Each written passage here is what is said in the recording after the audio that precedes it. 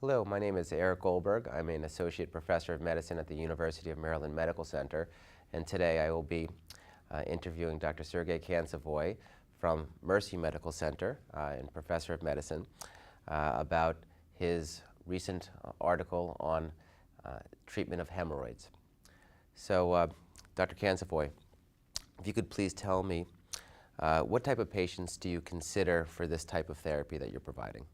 So this was the first study of a new hemorrhoid therapy in approximately 15 years. First FDA-approved study of a new hemorrhoid therapy in 15 years. So we wanted to have a very defined endpoint. That's why we enrolled only people with actively bleeding internal hemorrhoids, so that we can see if that methodics is working or not. If the patients also had a prolapse, we would enroll them as well, but the most important study outcome was the bleeding, active bleeding. And this therapy that you're performing, how long does it take? The therapy literally takes seconds, 12 seconds per each hemorrhoidal branch. So if the person has 3 hemorrhoidal branches, it would be 34 to maybe 40 seconds to treat all of them. And it also can be done after colonoscopy under sedation, or it can be done without any sedation in outpatient setting. Okay. And the patients, do they feel a lot of discomfort after the procedure? The target is not hemorrhoid itself, but rather blood vessel feeding internal hemorrhoids. So we go slightly above the hemorrhoid, and then the targeted area is well above the dentate line. And that is the area which doesn't have pain receptors. So patients did not experience any pain or any discomfort. And patients were allowed to ask for pain medicine or Tylenol after procedure, and none of the study patients requested any additional analgesics or any pain medicine. Yeah. And how does it work compared to traditional therapies like banding or excision? Is it just as effective? It is very effective, and the reason why we started to do that, not to improve effectiveness. Hemorrhoidal bending is quite an effective technique. The main problem with hemorrhoidal bending is that it's quite painful, and more than once I had patients whom I would put bands, and patient is so uncomfortable that even in recovery area you have to put gloves on your finger and go and remove the band, because patients cannot tolerate it any longer. And comparing to the hemorrhoidal bending, this is completely painless procedure, and effectiveness seems to be as effective as the bending itself.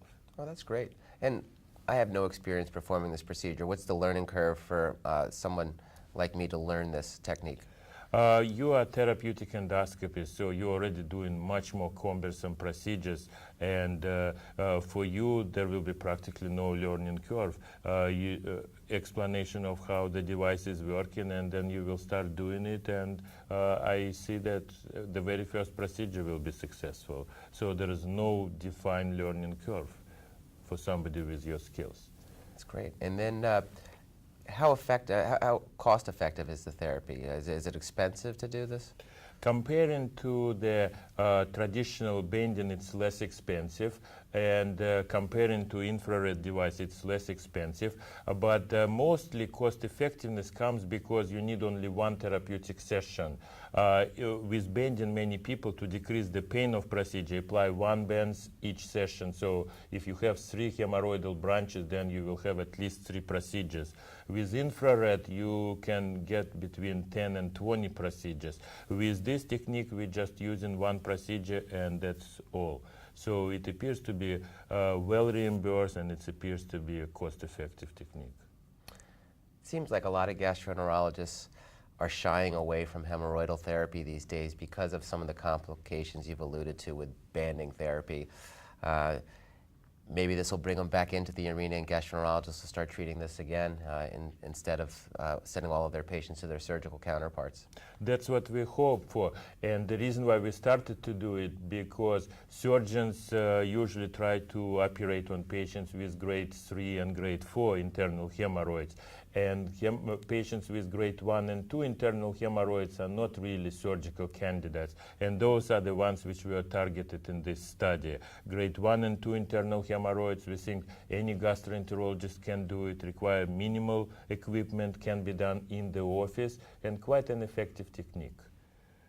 Great. I think that answers most of my questions. Do you have any other comments you want to make about this technique or about the paper? I believe that this is a very simple procedure. It is going to change the way we treat the internal hemorrhoids, and I'm pretty sure that it will be adopted quite widely. And as much as I know, they started to do a lot of those procedures already in areas where there is a lot of patients with hemorrhoids, not just in Baltimore. That's great. Thank you very much. Thank you.